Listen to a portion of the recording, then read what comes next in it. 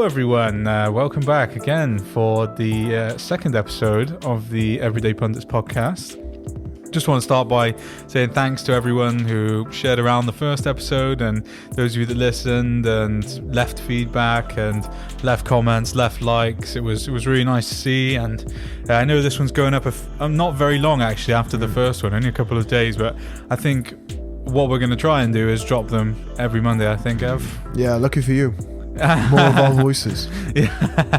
But I think every Monday hopefully will be when we drop them from now on. And so let's get straight into it. Again, we'll start off with the Formula 1. Just had the Styrian Grand Prix. Yep. What do you think of the weekend? Shame they didn't go with the Austrian Mark II. But, I don't think that was I think our suggestion was better, to be honest. Yeah. What did you think of the weekend? Oh, it was amazing, wasn't it?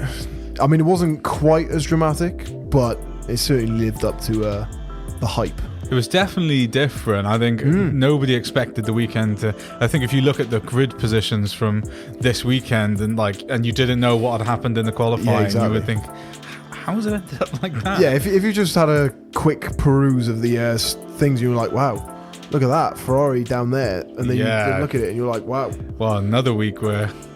We'll talk about Ferrari. We've set aside a portion for talking about Ferrari. So, I think the pressure was on from the start, though. I think when first practice, when people saw the weather forecast. Yeah, well, it was a turbulent weekend. They were on about it in commentary all the time. Was tomorrow, Saturday, yesterday, was going to be the day where they had the rain, and they were forecasting biblical portions of rain, to be honest. But it was very bad, like the torrential rain. Called off the F3 race eventually because they only got a certain amount of laps, but it was bad. Yeah, I think we saw people pushing in practice maybe a bit more than they would have liked just to get those times up. FP2 was it was almost like a qualifying. Well, yeah, and as well, simulation. it's crazy when you actually look at the FP2 standards, how it is actually quite a lot different to how the actual overall qualifying standards ended up being. Yeah, exactly. Especially if they did cancel qualifying, considering what the standards would have looked like after FP2. Well, Mercedes would have been languishing very far behind because Hamilton had a balancing issue and they couldn't get his car to work, but. Yeah. Luckily for Hamilton fans, and smashed it in qualifying in the end, didn't he? He just dominated it. Dominant is probably the only word you can really use to describe that performance. 1.2 seconds. Yeah, we understand P2. That obviously Verstappen was hampered a bit by Vettel going into the pits to obviously conclude his laps, and then obviously he was sent flying into the last corner, wasn't he? Because he was held up and he spun, but then Hamilton just put in a stormer. I mean, I think what people say is, was he going to make up 1.2 seconds? No, I don't think. Well, that's the thing. He then went quicker, Hamilton, on his original time, which was unbelievable. How that I felt man bad in the for ring, Lando. Yeah, it was a shame. The 3-second grid penalty. Such a needless penalty to give away. And the problem was, it was obvious. He literally just played into the hands of the stewards because it was you couldn't argue against it. Yeah, I think looking back on it, when he sees how he ended up in finishing 5th place, and I think if he looks back on it and says, well, what would it have been like if I didn't start in 9th just because of a needless penalty? And you've seen that he seems to come alive late race, especially. I don't know if it's just an Austria specific or if this will be a trademark of what he's going to do, but it definitely seems like he comes alive the further it gets on. He was pretty quiet for the first half of the race. He just sort of sat down and then 11th, 12th, hovering around between 9th and 12th, and then all of a sudden, out of nowhere, when he came out of the pit lane with Stroll, and then they just were going at it. Yeah, and then he was behind 4 or 5 seconds in the race, and then he made that up on Sainz. Sainz let him go, and McLaren were like, go. Yeah, he's smashing it. And obviously Perez's incident and tangle with Albon at the same corner where Albon went off. He was lucky he didn't week. drop more places, really. It was amazing, and I don't know how Albon stayed correct there. I think going back to Sergio Perez, he had a pretty poor qualifier. Well, they had a great weekend. Great weekend, but qualifying, I think he must have been furious when he. Well, Racing Point before the rain, we're looking at a 3-4 start, and you were like, wow. This could be the weekend. This could be it. And then the rain came, and I don't know what there was in their wet setup, but just they were slow. Yeah, very slow. They do not like the rain. I can tell you that much. But I mean, from where he started to where he finished, I applaud Sergio Perez. Very, very unlucky. He is going to be a force to be reckoned with. Handful. However, Renault obviously after the race have just filed a complaint with the FIA about be interesting to see Racing what happens Point with cars. That, yeah. I mean, Racing Point have maintained this whole time that they have complied with FIA. They've said, look, this is our car, it's unique, it's not a copy. And the FIA has basically been there in step with them. Yeah. And you got to think that this appeal isn't going to get ruled, to be honest. Yeah, I think Renault will look back on this weekend as one they want to forget. A lost opportunity again for Renault. I mean, Ocon, unfortunate, obviously cooling issues, I think they said was why he retired. But yeah, Ricciardo, he was slow when he got overtaken by Norris. Yeah, well, he went medium soft. Who was it? Norris and Stroll, I think, when he lost 2 places in one corner, or 2 places in 2 corners, and he was slow. Really slow, just nowhere near the pace. So wondering whether he was also having some issues. Well, you're a bit concerned because he went medium soft, thinking he was trying to do what Verstappen was going to do last week before his engine cut out, and he was like, well, I'm going to go long on the medium soft, then catch up, and he was running well, and then all of a sudden he just came back to the Racing Point and the McLarens, and he was like, there's just so many reliability issues at Renault right now. Yeah.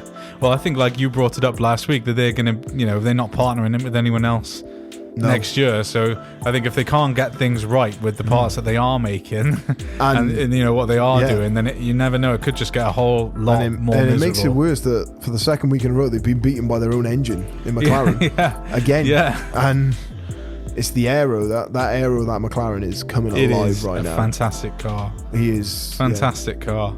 Zach Brown and the McLaren team have done an excellent job with that and recovering it from where they were a couple of years ago, where they were off the pace. They were looking like Haas were now, and now they got a top 3, top 4 car. Yeah, definitely. Well, 3rd, I think, after this week in the Constructors' Championship. Yeah, still sitting 3rd. Yeah, I think. But again, Sergio Perez, you spoke about Ricciardo's tyres. Perez, I think they mentioned it actually in the coverage. Excellently well managing his tyres. Oh, yeah. He went a long way on that first set of softs before he actually came in. And as soon as he managed to get past his teammate, after that first stop, he managed to get past Stroll. And then he was just on the back of Albon for what seemed like the rest of the race until, like we said, at turn 3, he's had the same incident that he had. But Albon's had another thing where someone's gone into the back of him. Luckily this time, he didn't spin. But it did cost Checo his front wing, and that's hampered him. And then after that, he lost all the time, and almost, like I said, almost got overtaken by 2 cars on the line. I know. But they pretty much, Stroll and Perez finished pretty much 0.2 seconds covered those 3 drivers, which is unheard of. Yeah, he was very lucky, but I think one of the only reasons he was probably able to make up so many places is because he was able to go so far on that first set of softs. And then, when he did eventually pit on, I think he went onto the mediums. Yeah. He had so much more life in the tyres than the people who pitted, 10 or 10 laps maybe before him, who also went onto mediums. So it put him in a good place to make up those places then. But Lando, yet again, just coming up trumps. Yeah, it seems to everything be coming up Lando. Last 5 laps, he just turns into a different beast. He turns into a new Hamilton. I think when the gap opens up a bit, because I think what we've seen is that Bottas and Hamilton they're so much faster than everyone else that the gap opens up. I think the fresh, empty track, not empty track, but decent open space in front of him, good air. It definitely, I think. And I think Button mentioned it in commentary that once Hamilton gets to the managing stage where he's just got to play a cat and mouse game, basically. Yeah, basically. He's just going to it's very unlikely that you're going to beat him when everything's working, everything's good in the car, and he's just managing tyres. There's no one's going to beat him, especially in this Mercedes. This iteration is... It is very dominant. We spoke about it last week. it's just it's going to be a dominant car. It's going to be one of those years where I think everyone will just look back and say, Mercedes got it right. I think a lot of other teams have got it right. I think McLaren's got it right. Racing Point have got it right. Ferrari have got it horribly wrong. But they're going to look back and say, whatever Mercedes did, they got it right. And since that engine regulation has just been a downward slope for Ferrari, isn't it? Yeah. Should we talk about Ferrari? I know we had a few other things we wanted to talk about. We've been teasing it a bit, haven't we? We may as well get into it now. Actually, I'll tell you what, just before we segue into Ferrari, let's just talk about George Russell making it into Q2. Great. Stuck it on 12th, which is amazing. He almost got into Q3. Very nearly, yeah. And then at the start of the race, he was racy. He was making moves. Yeah. And then he just, against Magnussen, just pushed a little bit too hard. I felt really bad. Ran wide, and that was it then. Again, though, like we spoke about last week, I think it just shows, especially in the wet, that he is talent. And once he gets into a really competitive car, for instance, if he was in the McLaren or the Racing Point this year, well, I think that's where most people are hoping that he's going to go. Exactly. But let's just say, I doubt it wouldn't happen, but if he took the empty Renault seat, let's just after 2022 when the new regulations come in, But like, say he was in that car, or if he was in the Racing Point, or if he was in the McLaren, he would be miles up the grid. If you look at Ocon or Stroll, who are in better seats in similar positions, would he be doing a better job? I think personally, I think he'd be doing a better job than them. Yeah, I think like once you're in a competitive Stroll had a better car, weekend though. I think Stroll had. Well, he should be pleased with what happened this weekend. Finally showed a bit of speed and his actual racecraft. And some of the best bits of that race for me were involved in Stroll, like that little battle with Norris and Ricciardo. That was great. There was some great overtakes. How Ricciardo managed to keep him behind for so long. I know, because he was really slow. I think again though, I think that was because Renault told him to look after the car, probably. Yeah, because because obviously Ocon had to retire with a cooling issue around midway through the race. Not a great weekend for Ocon. But surprisingly, it was. Race, I should say. Yeah, probably no weekend is not a in great qualifying. Way. He was good. Well, he thrived in the rain. He loved it, and obviously Carlos Sainz as well. Yeah, another person who was loving those conditions, managed to stick it on third ahead of Mercedes and a Red Bull, which you were just like, wow. Yeah, well, Sainz ties us nicely into Ferrari. Yes, because I think, like I said, they got it horribly wrong. Whatever they've done, it's just not worked. I mean, this week wasn't so much. This was driver error on Leclerc's I think part. It just added salt to compounded. When you say pour salt into the room, they were shoveling it in with a dumper truck because it was. They've backed everything into this now. It is worrying. I think I've just got to take it on the chin and say we got it wrong. Whatever we did, right off the year, didn't work. Yeah, and I just can't see them making up. Let's say they want to get back to top 5 on every week.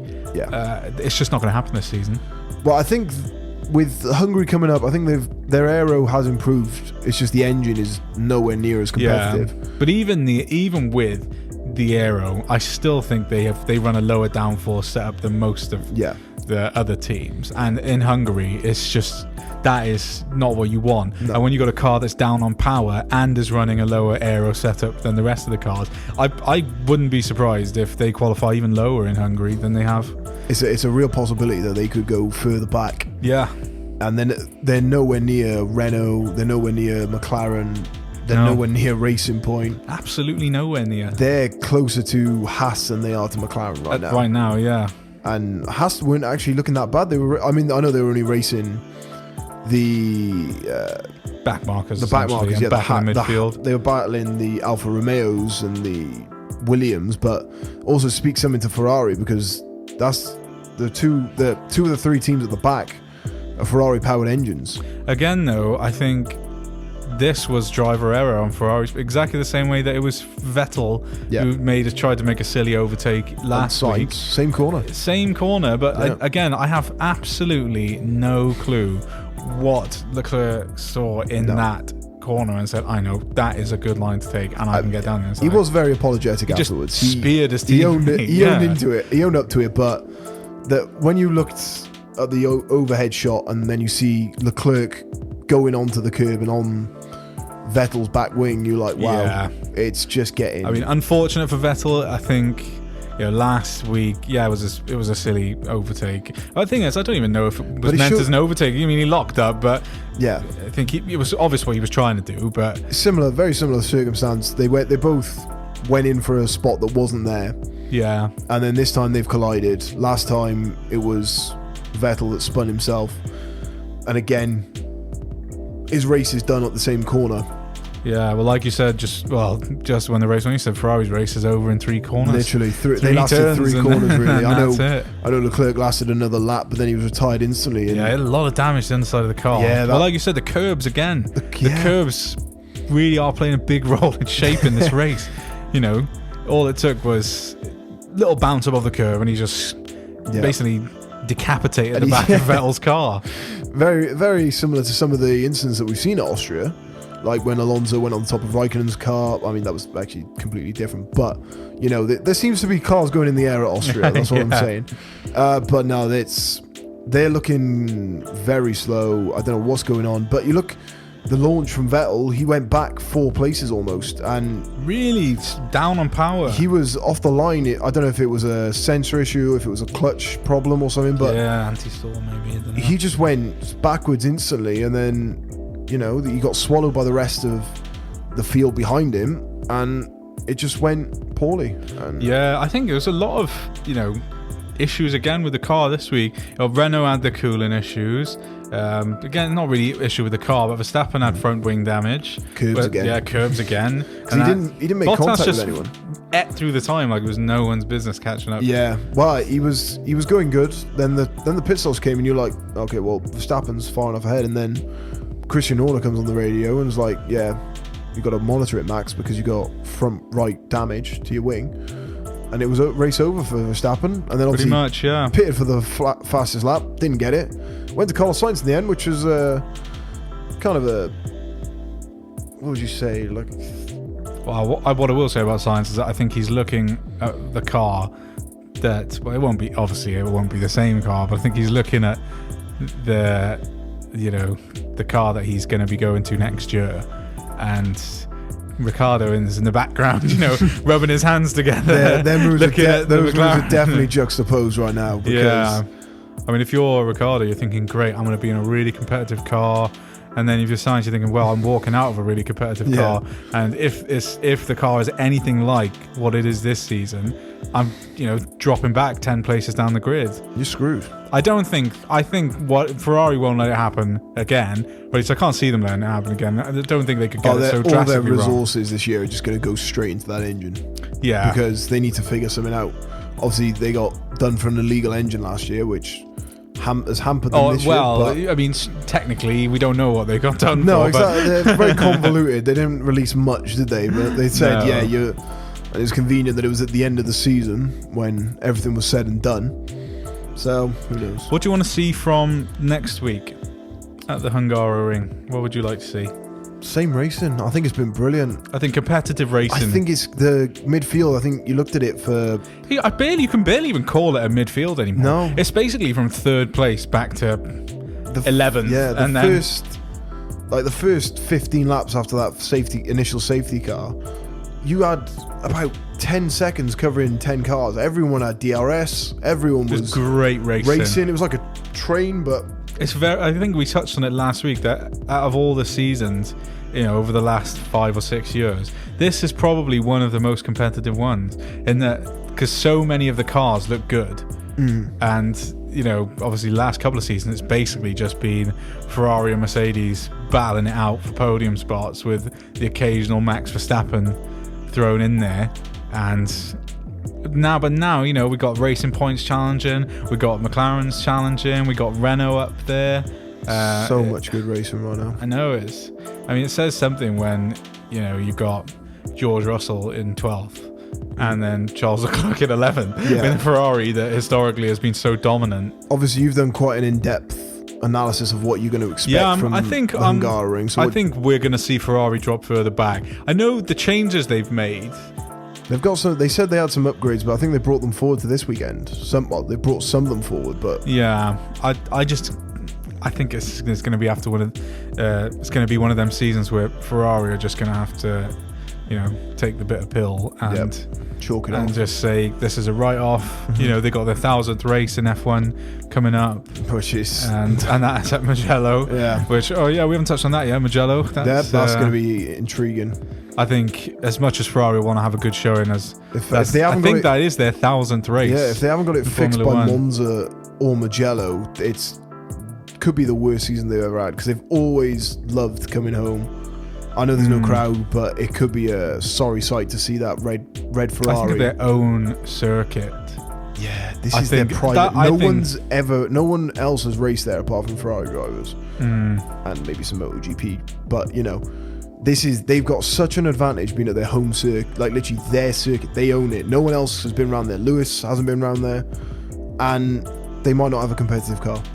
Yeah, I think that'll be not. I don't think it would be nice to see. I know some people have said it's good that it's a bit more competitive, and I agree with that statement entirely. But you don't want to see Ferrari. You want to be embarrassed essentially at their own you want to see circuit. Ferrari at the other end, battling with the Mercedes and the Red Bulls. You don't want them fighting with. I think it's not a case of one. I think I don't want to see Ferrari drop down. I'd like to see other teams be also battling. I want to see them at that level. And at the moment, they're at the back of a 4-car pile-up, essentially. Yeah, and it's not nice. Not great to see, really. Is it? It's like we said. It's as we've mentioned previously. It's so congested in that midfield, and they're at the back right now. Yeah, and it's not looking better. No, and the upgrades didn't seem to do much, if anything. So. Yeah. Worrying again, as we said again, worrying times for Ferrari. Definitely. What sport would you like to talk about next? I think we're going to speak about the first test, haven't we? Yeah, well, it wrapped up today, so we'll have a chat about the first test. I think England will not be very happy with their performance, especially the top order batsmen. I think I'm worried about Joe Denley because he hasn't been performing great as of late. No. I think I would like to see Denley set himself and get some runs, essentially. But you did have some concerns coming into this that I thought the top order wasn't the best. I think I wouldn't even say I think it probably is weak, but against the West Indian bowling attack, probably one of the most competent West Indian bowling attacks in recent years. I said as well, I think I touched on it last week, and I touched on it in the article that I wrote, that I think Shannon Gabriel being fit was probably the worst thing for the England team. I think Shannon Gabriel being fit is a massive blow. And it's a big boost for Cricket West Indies because, I mean, just look at what he's done in this first test. He took 4 in the first innings and 5 in the second innings, and he's a fantastic bowler. Caused him so many problems. He caused a lot of problems. Got a duck. Got someone out for a duck in the first inning. Sibley, I think, out for a duck, and nicely Sibley get 50 on the board. Yeah, He was fortunate. I think he had one decision overturned and then got out that same over. But yeah, I think that was good to see. Nice to see Zach Crawley get some runs on the board as well. Ben Stokes, I know he's not not high scores, but they were useful scores. He kind of, for me, filled in that role that you would normally see Joe Root come in and settle the team. That first innings maybe was crying out for Joe Root just to come in, play a few overs, calm it down, settle the ship. I think it fell on him then to try and fill that void. I think what you said before about Ben Stokes, he had a golden summer last summer, and I think everyone has a lot of confidence in Ben Stokes, and I don't think he lets that confidence get to him, because you see some players who they have a good season or two and people will put a lot of responsibility on their shoulders and they will really come to rely on people, and it gets to them. It gets to them, and then they just stop performing well. But I think Ben Stokes almost thrives off the confidence that his teammates puts in him, and you can't keep him out of the game. 4 wickets, 40 runs. When the chips are down, he's on it. That's what he wants. He wants his back against the wall. If any, it almost looks like he wants the pressure, whereas most people run from it. Especially when the ball gets a bit beat up. He really is very useful. I know a lot of people look at him for batting, especially after that 100 last year in the Ashes. People really look at him more as like a batsman, But he's very handy in Test cricket with the ball, especially when it gets a bit knocked up. He does bowl very well. I think they're kind of the two best all-rounders two of the best. One is the best all-rounder in world cricket at the moment, Jason Holder. Yeah. And Ben Stokes, he's second, third place on that list. Oh, he's and probably in terms of second stats, right now, but those two are the competition there is good to see. Jason Holder 6 wickets in the first innings. He's an unbelievable talent, similar to Ben Stokes in a way. But it's quite nice to see some of the young players. I say young, more inexperienced players from both sides. Like Zach Crawley getting a few runs. Dowrich, with a 60 in the first innings. Blackwood again, 95. I felt really gutted he couldn't get a ton on the board. It's always nice to see someone hit a cracking century, but I think there were opportunities for England to put the West Indies away in the second innings. They didn't have a massive total. West Indies 200 to win, and England had chances to sort of rout them essentially after they lost the first couple of wickets for peanuts. Really, they put no runs on the board, which is something that you mentioned in the previous podcast, that if England replicate what they did when they went over to West Indies last time. I said I think if either team puts in a performance that isn't up to par, the other team has the talent to put them away. And I think the first top order batsman from the West Indies in the second innings, they didn't put in a performance that was up to par, and England had the chance to put them away. There were chances when Jermaine Blackwood and Ross and Chase were building up that partnership. I think it was not a huge partnership, but it was a partnership. They were both in the 30s, and they were starting to get set. And obviously Blackwood went on to make 95, and unfortunately got out. Would have been nice to see him get 100, but there were chances early on and in the middle of that partnership where wickets could have been taken, and I think the West Indies would have just collapsed. So were you more impressed by West Indies or more concerned with how England played? I was quite impressed with individual performances from both sides, but I think Ben Stokes really impressed me. Jason Holder, really impressive. Dowrich, again, first innings, very measured 60. Him and Blackwood have not played much long Test cricket against a good team. They've had fantastic domestic seasons, but they haven't, against top tier and a big stage, done those kind of things. So to see both of them come in at points where the side needed anchoring and somebody to stay there and bat, that was good to see. I think the commentators touched on it. Blackwood, he came in, I think it was Michael Holding who said in the commentary said he's come in and done what the selectors told me he could do, and that was what I think people wanted to see from him. They wanted to see a big total over a decent span of an innings, and I think he delivered. It's a shame he couldn't put the cherry on top and get the ton, but he did what he needed to do to get his side the win. And at the end of the day, in sport, winning is obviously the overall aim in professional sport, and yes, he couldn't get the 100, would have been nice, but he did what he did to get a side over the line, and that is what it was. Because I think if someone hadn't stood there and hit a few runs, they probably wouldn't have made it. Obviously, we must mention that the day of the first test was completely ruined by the rain. If anything, that probably helped England a bit from getting completely skittled and bowled over by the West Indies attack. Because I want to see the top order from England get set, and I think they touched on it. They touched on it in the commentary. Crawley would, I think, benefit from being higher up the order. I think having Burns, Sibley and Denley together, they all like to set themselves and they can all stand there all day and bat, but they can be quite slow at times.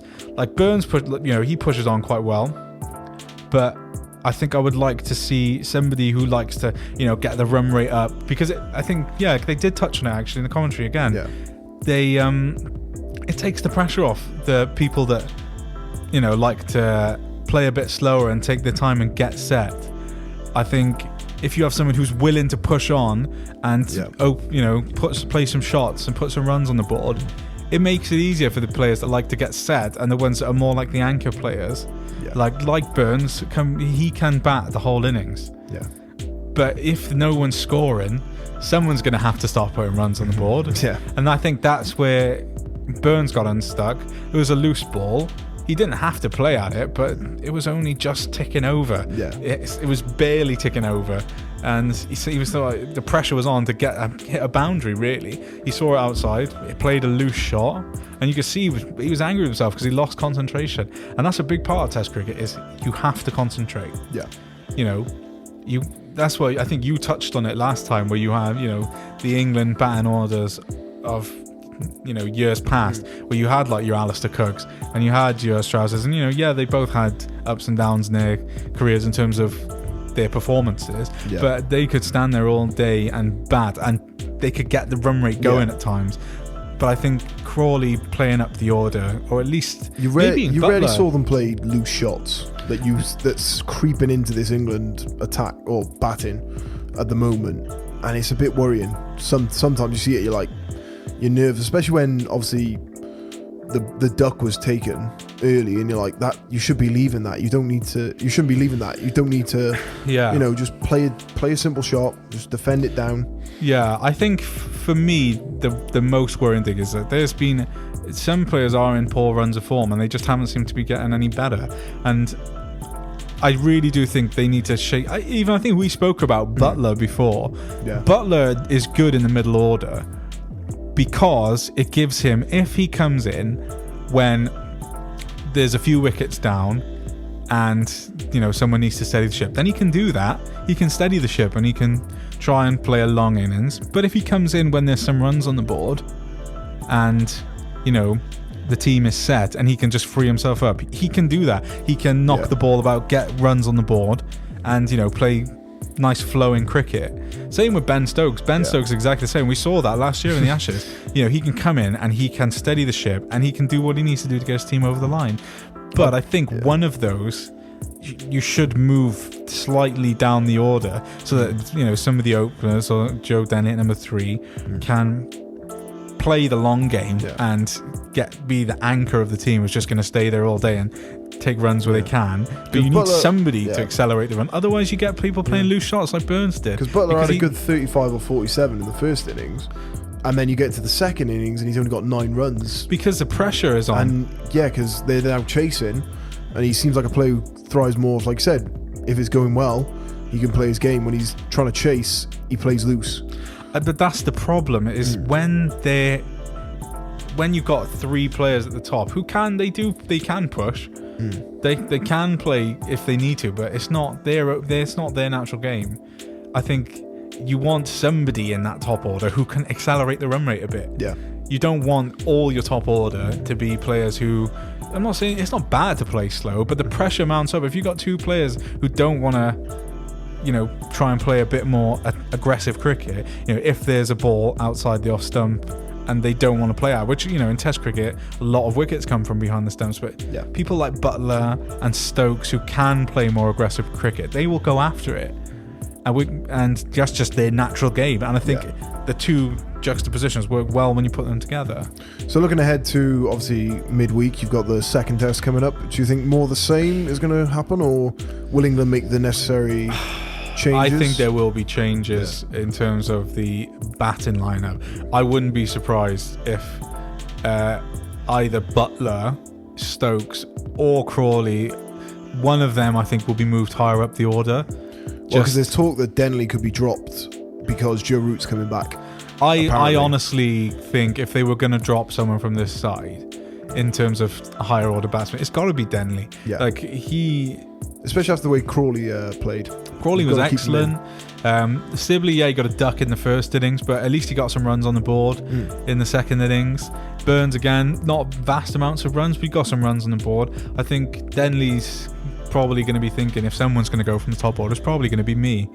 I think, And obviously we just want to say, if you haven't checked it out, go have a look at Michael Holding's speech, because he gave a brilliant speech about the whole issues going on now with racism, and it was very emotional and straight from the heart. It was brilliant. Yeah, they did some great pieces on the whole Sky Sports cricket did an definitely. amazing. I think they did some great pieces about their coverage. Yeah, it was great. Yeah, it was really good. Anyway, switching gears, let's talk about last night's, or this morning's UFC that took place on, as Dana White's called it, Fight Island, which is in obviously Yas Island in Dubai. Everyone had these idea that it was going to be like this tropical remote island in the Caribbean, and it was just Yas Island. But they did an amazing job with the whole production, and the whole setup was amazing.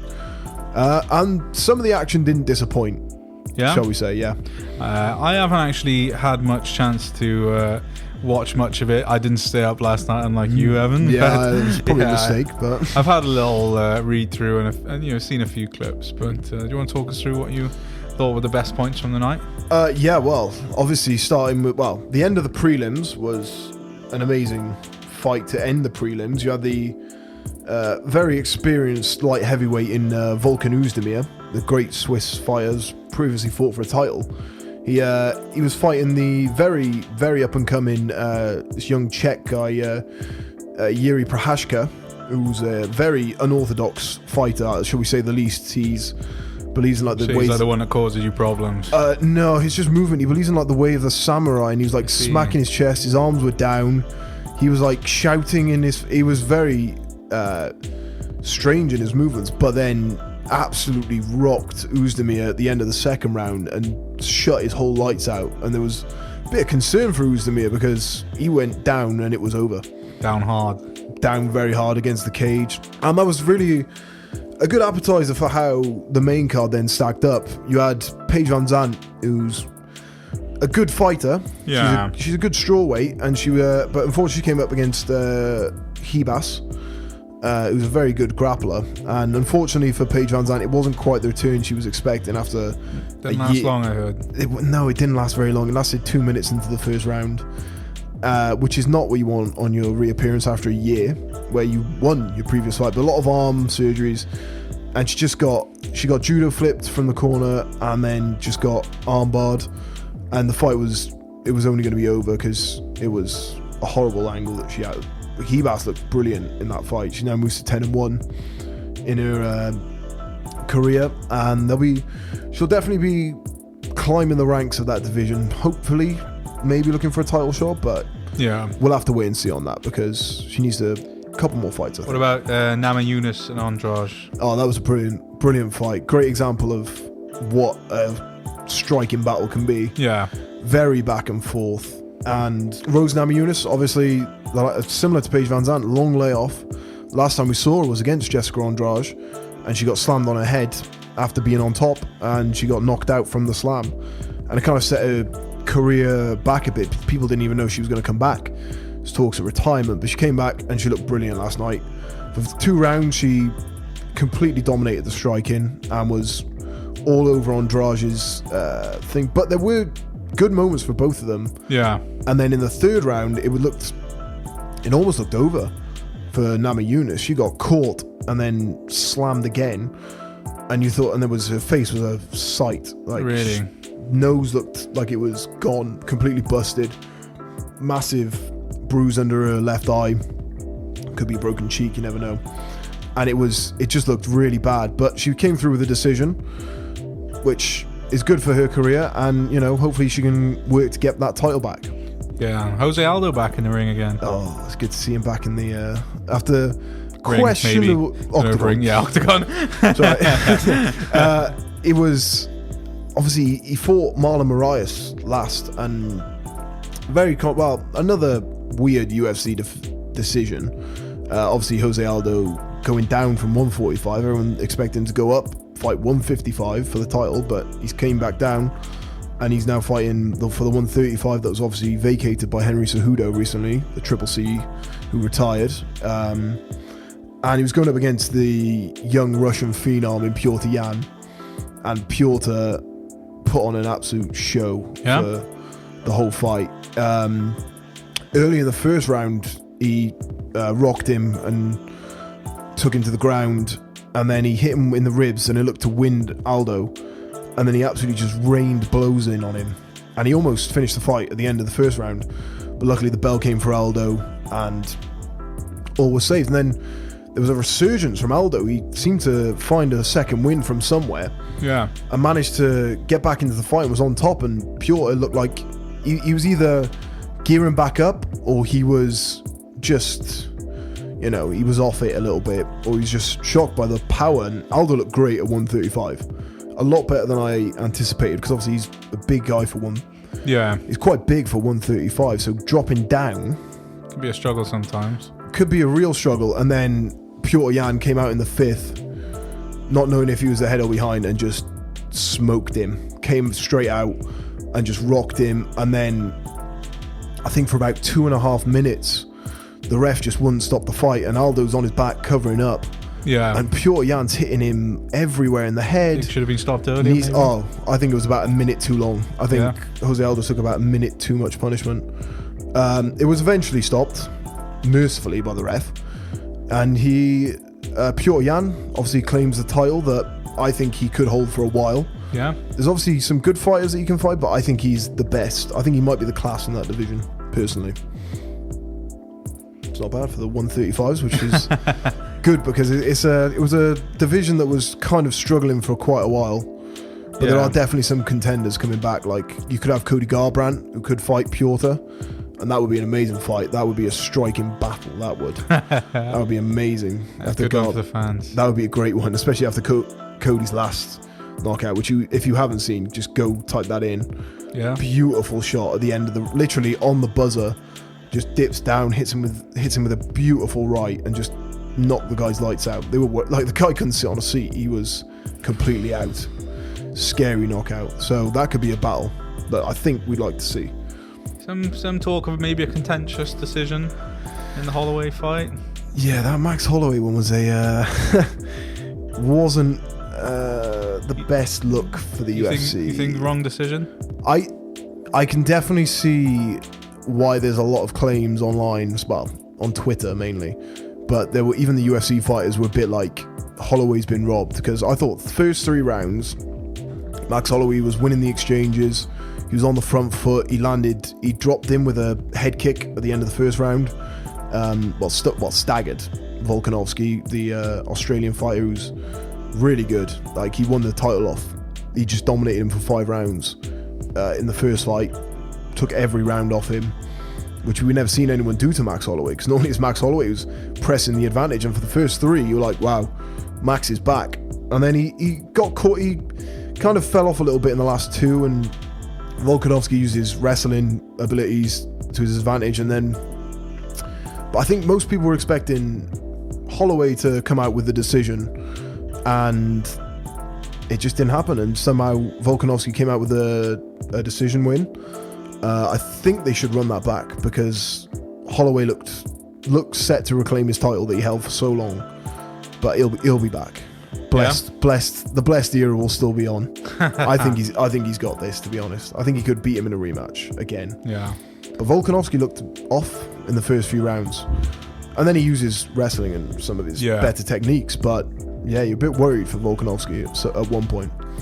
Anything else from the night? Well, I suppose we've got to talk about the main event, where as all the hype built up, Street Jesus, the fan favourite that is Jorge Masvidal, coming back on 6 days' notice to fight the champ Kamaru. Kamaru, there's a lot about that on the internet. A lot of hype going round, and it was...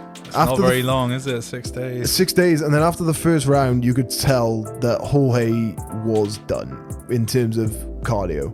And Kamaru, credit to him for what he did in terms of he negated everything that Jorge... Like, first round, Jorge, landed double, almost triple the amount of strikes, and almost finished him. Well, he didn't almost finish him. He was building up, but the conditioning definitely told. And then Kamaru just...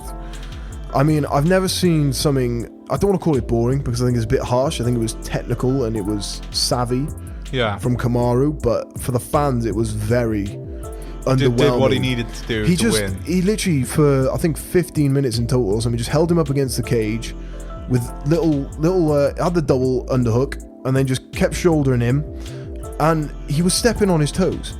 which I've never seen a championship fight where a guy's just holding a man up against a cage and he's just standing on his toes and landing straight. Like, it was one of the most bizarre things I've ever seen. Gamesmanship, you could call it. I think gamesmanship, but I think it was such a lackluster main event that it was the best. The least said about it, the better, because that was not a good product. What's for the UFC. fight of the night for you then?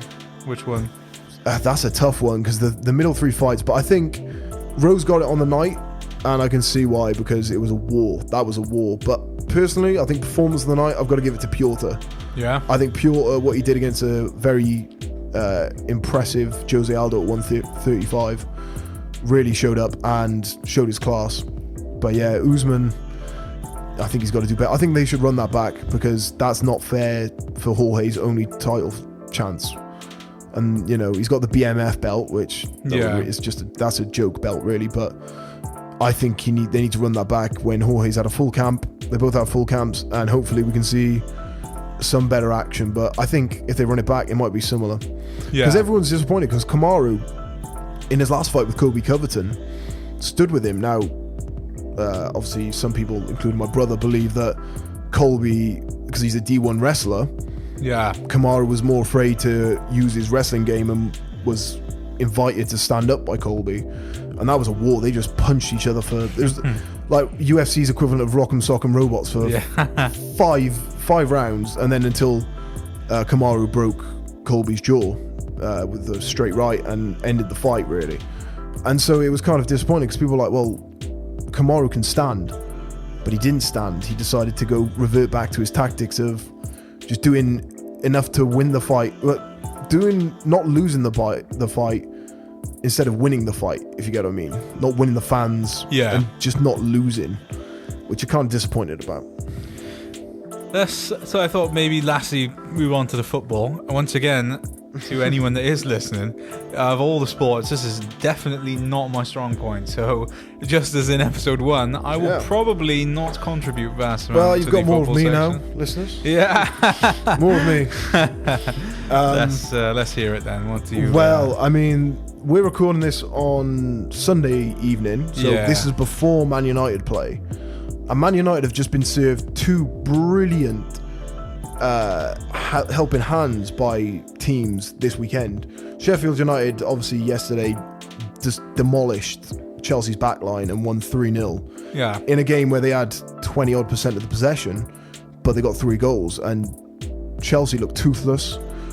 And now, just a result that's just come in, Bournemouth have just thrashed Leicester in their in their relegation chase. They've just won 4-1 at home against Leicester, which means Man United, if they win tomorrow, could go into 3rd, and Leicester will be demoted to 5th. So United are looking on the ball right now. If they can just get past Southampton tomorrow, who are playing much better under Ralph Hasenhüttl, they're looking 16 games in a row now. United 16 or 17. Yeah, they're looking formidable. With that young 3 of Greenwood, Martial and Rashford. I'm not going to go on about them too much because I went on about them a lot last time, so we'll leave them. But they look good. Maybe a bit biased as a United fan. I mean, I might be a bit biased, but they're playing well. I mean, I'll be honest. Man United haven't played much. Although I can't really tell anyone if you're biased because, again, not clued in on They've played, I think they've played one top half team since the restart, which was Spurs, who they drew with. Spurs equally getting a massive win today in the North London derby and beating Arsenal 2-1. And again, they were behind. Lacazette scored a cracker, absolute cracker, and then Said Kolasinac with a terrible back pass to who else but David Luiz, who was miles out. Well, it was. I don't think it was actually David Luiz's fault this time. He hasn't had a great time of it recently. No, that's one thing I do know. Yeah, exactly. That shows how bad it's been if you know how bad he is. Yeah. But this wasn't actually his fault. He was moving towards Kolasinac. Kolasinac played it behind him. Son's run in, and then nice little delicate finish over Martinez.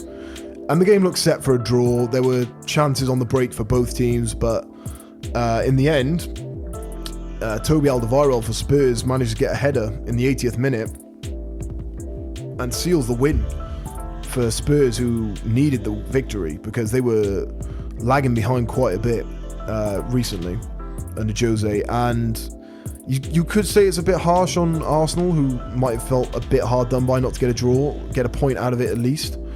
But it was a good North London derby for two teams that aren't playing their best football, shall we say. But yeah, and then some big results for some teams all over the shop. I mean, obviously Sheffield back in the Europa League hunt again. They've managed to pull out a 3-0 victory over Chelsea, which is huge. And Wolves won 3-0 against Everton. We're looking good. Burnley got a nice draw against Liverpool. Yeah. Which they might have won. They maybe just a bit better finishing from Goodmanson, I believe, who hit the bar. But there were some great results. And then Villa, obviously we must mention the relegation, because it's now shaping up quite well, because now Bournemouth and Aston Villa have won. There's a chance that they could get out, and West Ham will definitely be looking down and thinking, oh dear. Watford got a nice win against Newcastle, which helps them. West Ham got four goals against the now relegated Norwich. Antonio getting 4 goals, which is an amazing thing for him. First professional hat-trick, gets 4 goals. But now there's only 4 points between West Ham and Aston Villa. And it's going to be a tight finish with 3 games to go. Predictions, what do you think? I think, unfortunately, Bournemouth and Aston Villa will go down. It's just 4 points for Villa, for me, is too much in 3 games. I know they play West Ham on the last day, which if they get a result, if results go their way, they could be playing to stay in, and they both could be playing, so that could be an amazing game. Probably watch now, it'll be 0-0, and we'll have nothing to shout about, and Villa will get relegated. But I think Bournemouth, I mean, I know they just beat Leicester 4-1, which is an amazing result for them, but I think the football they've played recently has not been good. It's been very bad, and Eddie Howe looks like he's taken the team as far as he can go. Yeah. Regardless if they stay up, if they go down. Sometimes you just get that. I think in all sports you just get to a point where you just think this has run its course now. Exactly. I think they're at the point now where Eddie Howe's taken them almost took them to Europe. They played amazing football under him, but whether it's the lack of resources, the players don't want to play for him, you're a bit worried for them if they go down, because I don't know if they'll. I think they could come back up, but they're selling a few of their players if they go down, and if they stay up, they'll probably be selling players, because why would you want to stay around there? Yeah. But I think Eddie Howe might be gone at the end of the season, which is only 3 games. Yeah. Like I said, I think he's finished, unfortunately, which is sad, because I like him as a manager, and I think he should get a job in the Premier League, maybe with Watford if they get rid of Nigel Pearson, but they look like they're quite happy if they stay up. Everton have got Ancelotti, so you think he's okay. Burnley will never get rid of Sean Dyche. So there's not many places. Maybe Crystal Palace if Roy Hodgson retires, or they don't think his results are good enough. But you'd like to see him stay in the Prem? I think he's a good enough manager to stay in the Prem. Well, he did have a great one with Bournemouth at the start, didn't he? Yeah, exactly. And I think he deserves it, but he also needs to prove it a little bit, because maybe not. Maybe, he hasn't had a great time. He's not a European manager right now. He's got the potential, maybe, if he gets the right team and the right system around him, but he's like a mid-table manager. Yeah. For me right now. Yeah. Yeah, so I thought, just to finish it off, we could look forward. So I know we got the next test next week, and we've got the Hungarian Grand Prix, and then there are probably several football fixtures that I'm not aware of. There's always football. I think it's there's always football. I thought what we could do is do a few predictions for next week. Oh, you're going to nail on our predictions this time? I think we should give some decent predictions. I know it can be tough, especially with the Formula 1. You want to see how the cars look in qualifying, and I guess with the Test cricket, I don't know. I think Test cricket we can make a decent prediction, but again, your prediction will be football, as I am not. Well, I mean, you can make an educated guess at the football. I can pluck names out of a hat. I mean, why not? But let's go in the same order. Grand Prix, what are you thinking? Who do you think? Grand Prix, I want to go different and say Verstappen, but I'm going to say... Can't though, can you? No, I can't. That Mercedes looks amazing. I mean, Mercedes 1-2. So I'm actually not going to go 1-2. I'm going to go Hamilton 1. I'm going to go Verstappen 2, and then Bottas 3rd. I'm not going to go with that. Are you not? No, I'm going to go. Well, you just said Mercedes. I'm going to say Mercedes 1-2, and then I genuinely think if it's dry, it'll be a good slog in for third place. I think you're going to pick the Lando bot. No, you're going to pick the meme lord. I would pick Perez. I will pick Verstappen, but I think if I was going to pick someone else, it would probably be Sergio Perez. I would love it to be Lando. If I was picking with my heart, it would be Lando, and picking with my head, it would be Sergio Perez. As long as he doesn't have any front wing damage. I'd love it if when Hamilton again. I'd love it. I don't know how contracts work out. I mean, and who knows how McLaren are going to go with the next set, but I'd love to see George Russell and Lando at Mercedes. Yeah, I think that would be an amazing pairing. See Hamilton go back to McLaren. I don't think. I think Hamilton, if he gets his 8, obviously he's almost got the Michael Schumacher victories record now. And I think once he gets 7 this year, if he gets 7, I'm not going to say once because Bottas 3.0, you never know. Yeah, he keeps teasing it. He keeps teasing Bottas 3.0, and without the front wing, I don't think he would have been. And maybe, who knows, about the hydraulics, he may not have a win. If the Mercedes car didn't break down in a way, he may have had that. He might not have had a win, but he's got it, and he's still leading the championship. So you like to see it. But no, I think so. So for me, we're going Hamilton, Verstappen, Bottas, and you're going? Yeah, I'll go with my head and say Hamilton, Bottas, Verstappen. That's probably smart. But if I was going to go speculative guess, maybe this is like the outlier. Yeah. So this can be the wild card prediction. Should we do our driver to watch then? I think it's got to be Lando or Perez for me. I don't know about you. Well, they're the two that have impressed me the most. I'll take Lando because... Yeah, I've always been high on Lando, so you take I will Perez. say Sergio Perez. I mean, I think they're the two that have impressed me the most so far. Even out since of the last preview, 2 races. since the preview and the rankings. I said Sergio. I thought Sergio Perez would when we get the website up, definitely look out for the driver rankings. They are going to be shuffling about this week. Maybe we could run through those at the start of next week. That's actually a great shout. We'll run through them because we should have the article up by then. Yeah, we'll run through them. And we can run through and we can discuss what we think going into the weekend. Yeah. Oh no, this will be after Hungary, won't it? So, what do you think? Predictions for the Test cricket? I personally am not as knowledgeable about the Test cricket, so I'm going to go windy. The windy's going back to back. Yeah, I agree. And I think the bowling attack. And I'm going to make a prediction. I'm going to say Ben Stokes is going to get a ton. Yeah. And I think Joe Root might get a ton as well. If he's back for Denley, I think he could get a ton. Yeah, actually that's true. If he's back, I don't know if he's going to be back, but I could see that. I think that's the chat, is that he should be back for this test. So you'd hope so.